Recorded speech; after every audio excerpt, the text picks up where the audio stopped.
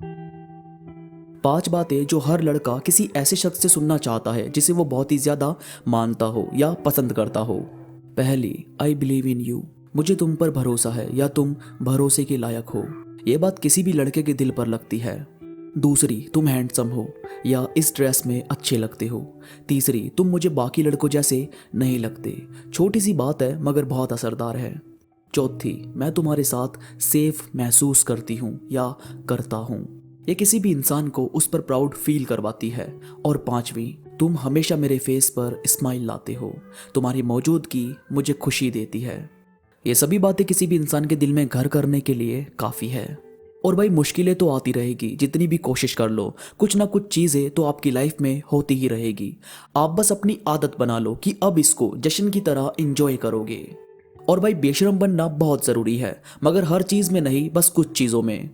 जैसे कुछ लोग किसी से खुलकर बात नहीं कर पाते, कहीं कुछ किसी इंटरव्यू वगैरह में फंस जाते हैं।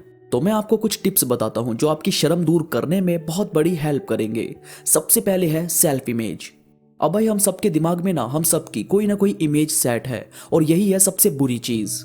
हम हर चीज़ में परफेक्ट होने के बाद भी खुद में कोई ना कोई कमी फील करते हैं। हमें लगता है हम अच्छी लैंग्वेज नहीं बोल पाते, या सामने वाला इस बात से हमें जज करेगा, या ये बात हमारी इंसल्ट कर देगी। तो यार मुझे नहीं लगता आपको ये सब सोचना चाहिए। खुद की इमेज खुद के दिमाग से निकालो और बिना ये सोचे कि कोई क्या सोचेगा क्या नहीं, आप सिर्फ लोगों से बात करो। इसके बाद है पर्सनैलिटी चेंज करते रहना। अब पर्सनैलिटी चेंज एकदम से नहीं होती, और कई लोगों को ये भी नहीं पता होता कि पर्सनैलिटी चेंज होती कैसे है।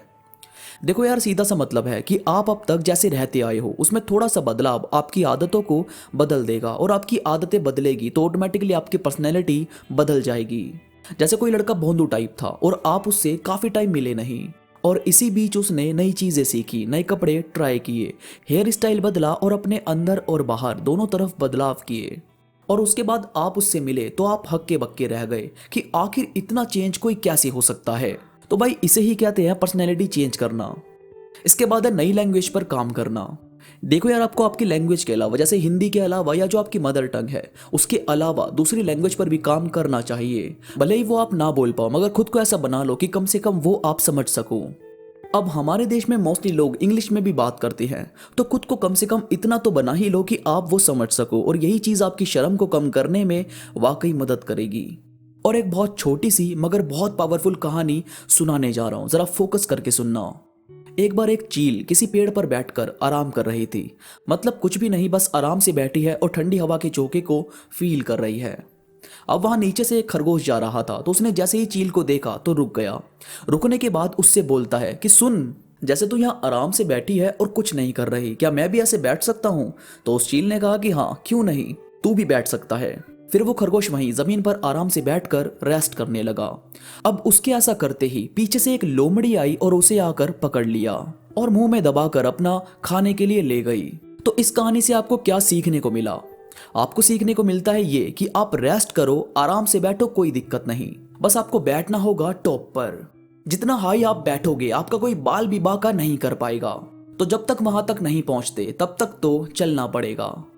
और दोस्तों, कॉन्फिडेंस किसी काम को परफेक्ट तरीके से करने से कहीं बेहतर होता है, क्योंकि परफेक्ट तरीके से कोई काम करना यह दिखाता है कि आप किसी काम को कितना बेस्ट कर सकते हैं, पर कॉन्फिडेंस यह दिखाता है कि आप परफेक्ट नहीं कर पाए तो उसे हैंडल किस तरीके से करना है।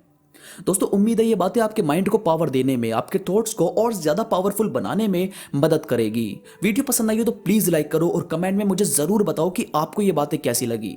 इसके साथ ही अगर आप इंस्टा पर अब तक नहीं आए हो तो प्लीज़ यार इंस्टा पर आ जाओ, क्योंकि मैं इंस्टा पर बहुत सारी चीज़ें अपडेट करता रहता हूं जो मुझे यकीन है कि आपको ज़रूर पसंद आएगी। इंस्टा का लिंक नीचे डिस्क्रिप्शन में मौजूद है। तो अभी के लिए बस इतना ही, मैं मिलूंगा आपसे नई वीडियो के साथ, तब तक के लिए धन्यवाद।